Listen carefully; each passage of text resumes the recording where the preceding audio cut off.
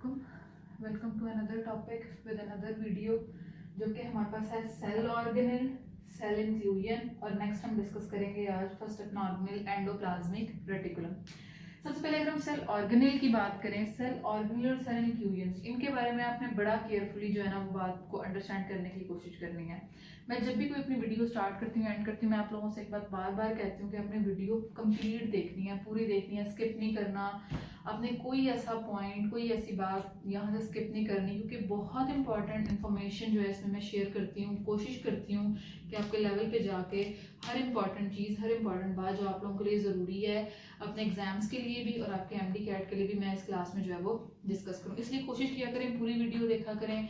कुछ नहीं अंडरस्टैंड हो रहा उसको कमेंट सेक्शन में लाजमी कमेंट करके पूछें, लाइक करें, शेयर करें, सब्सक्राइब करें, ताकि और लोगों को भी जो है इससे फायदा हो। अच्छा जी, स्टार्ट करते हैं सेल ऑर्गेनेल और सेल इंक्लूजन से।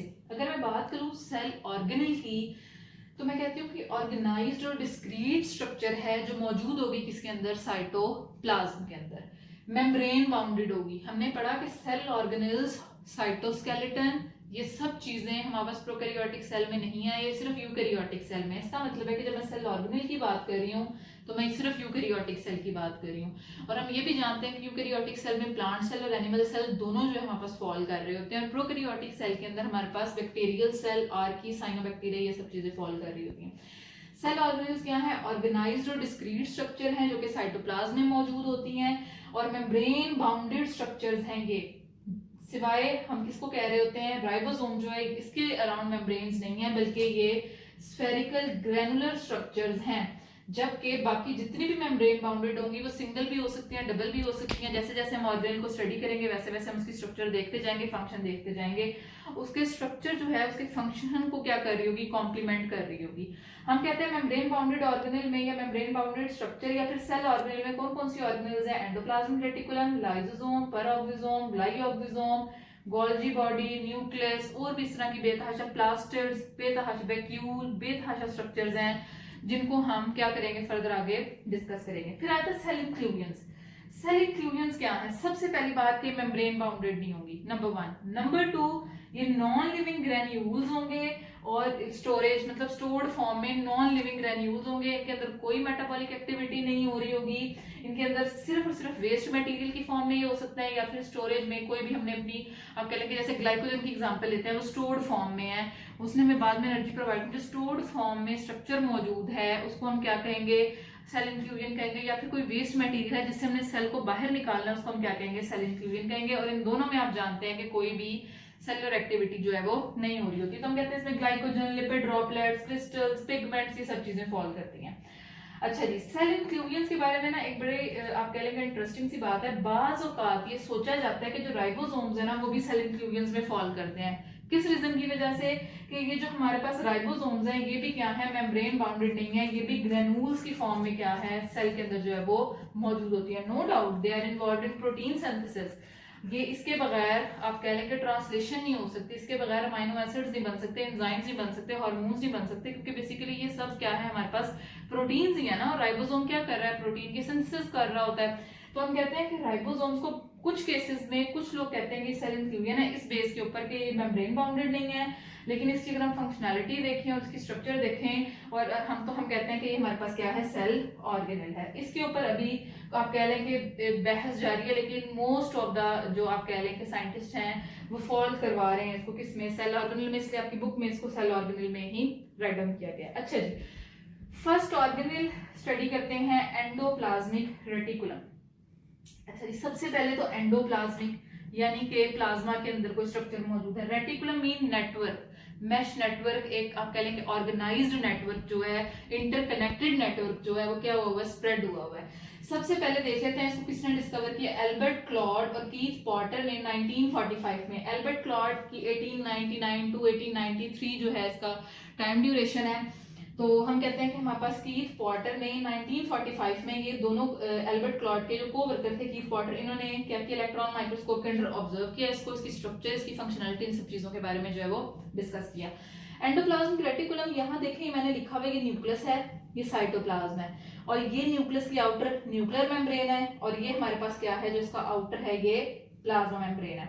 तो हम कहते हैं कि न्यूक्लियर मेम्ब्रेन से प्लाज्मा मेम्ब्रेन के दरमियान जो इंटरकनेक्टेड नेटवर्क होगा सिस्टर्नी का, सिस्टर्नी बेसिकली हम कहते हैं सैक, थैली, बोरीनुमा स्ट्रक्चर को, क्या है ये ट्यूबुलर सैक लाइक स्ट्रक्चर है। ट्यूबुलर भी हो सकती है और इस तरह से आप कह लेंगे फ्लैटेंड और इलोंगेटेड, इस तरह की स्ट्रक्चर भी हो सकती है।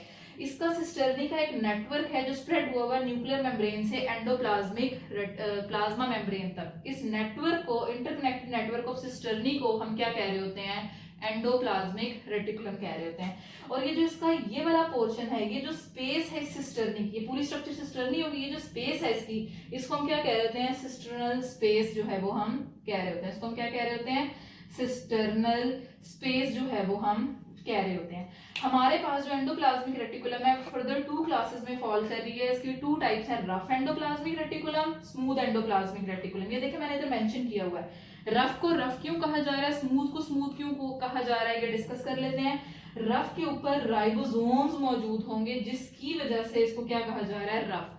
इसका जो फेस है वो साइटोप्लाज्म की तरफ होगा। जब हम इलेक्ट्रॉन माइक्रोस्कोप से इसको ऑब्जर्व करते हैं तो उसकी अपीयरेंस रफ अपीयर होती है। रफनेस किस वजह से, राइबोसोम की वजह से, दानेदार जैसे स्ट्रक्चर होती है, इस वजह से इसको कहा गया कि ये रफ एंडोप्लाज्मिक रेटिकुलम है।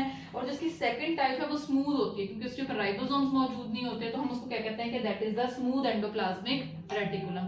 आप सब ये बात जानते हैं कि राइबोसोम जो है हम उसको क्या कह रहे होते हैं, it is the protein factory, यानी कि ये क्या कर रहा होता है, प्रोटीन को सिंथेसाइज कर रहा होता है। इधर आपने एक और बात याद रखनी है कि न्यूक्लियोलस, इसको पढ़ेंगे कि क्या स्ट्रक्चर है, ये क्या है, राइबोसोम फैक्ट्री है।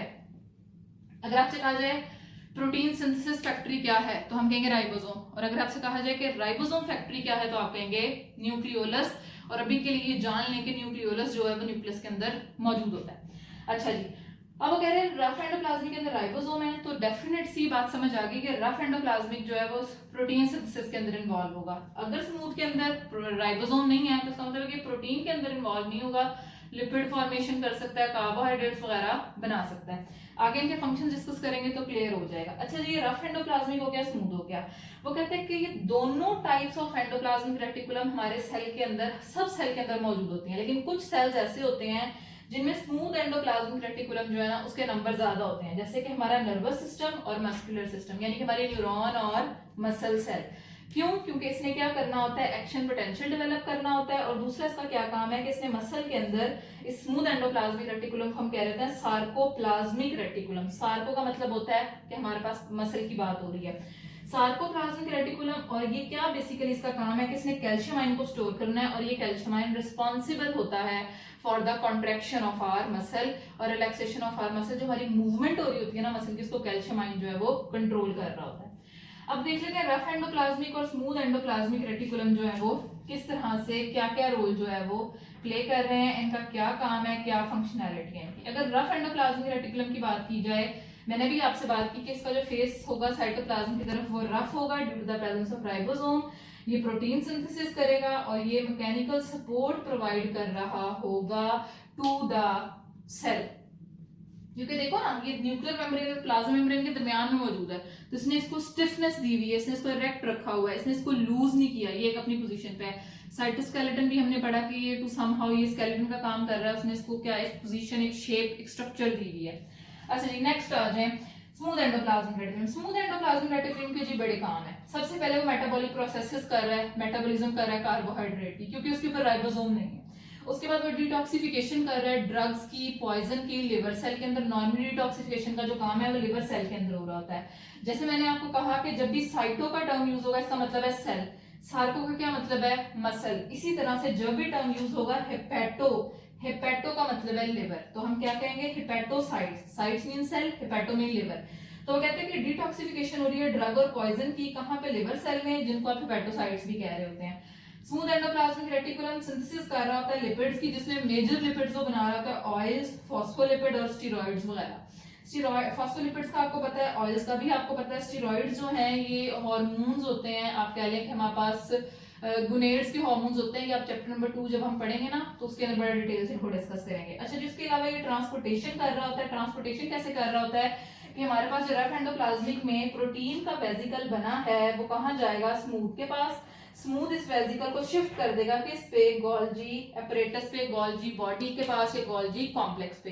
अभी जब हम गोल्जी कॉम्प्लेक्स, गोल्जी अपरेटस पढ़ेंगे तो उसमें ये सारा प्रोसेस डिटेल से डिस्कस होगा। मैंने क्या कहा, ट्रांसपोर्टेशन में इन्वॉल्व है, रफ से स्मूथ, स्मूथ से क्या कर रहा है, गोल्जी अपरेटस की तरफ जो इसको मूव करवा रहे हैं, यानी कि इंटरमीडिएट ट्रांसपोर्टेशन का काम कर रहा है, फैसिलिटेट कर रहा है ट्रांसपोर्टेशन में। उसके अलावा ये भी क्या कर रहा होता है, मैकेनिकल सपोर्ट जो है हमारे सेल को प्रोवाइड कर रहा होता है। ये था ऑल अबाउट द, आप कह लेंगे, एंडोप्लाज्मिक रेटिकुलम। अच्छा, अगर आपसे कोई कहे what is the second name of endoplasmic reticulum, तो आपने कहना है कि endoplasmic reticulum is the transportation system of the cell. हमारा जो एंडोप्लाज्मिक रेटिकुलम है ये क्या है, ट्रांसपोर्टेशन सिस्टम है, किस चीज का, सेल का। ये था हमारा आज का लेक्चर जो किस पे था, सेल ऑर्गेनेल, सेल इंक्लूजन और एंडोप्लाज्मिक रेटिकुलम पे। अगर कोई चीज, कोई बात ना समझ आई हो कमेंट सेक्शन में लाजमी बताएं। वीडियो को लाइक करें, शेयर करें, सब्सक्राइब करें, बेल आइकन लाजमी प्रेस करें ताकि आपको हर न्यू वीडियो का नोटिफिकेशन आता रहे। और आप इसको जितना शेयर करेंगे, कमेंट्स करेंगे, पूरा इस वीडियो को देखेंगे, आपके लिए भी फायदेमंद होगा और आपके शेयर करने से ये दूसरों के लिए भी क्या होगा, फायदेमंद होगा। और लाजमी कमेंट करके बताया करें कि वीडियो किस तरह की लगी, ताकि हम भी सजेशंस दिया करें कमेंट्स में, ताकि इसको और बेहतर तरीके से जो है वो आप कह लें कि प्रेजेंट किया जा सके। Thank you.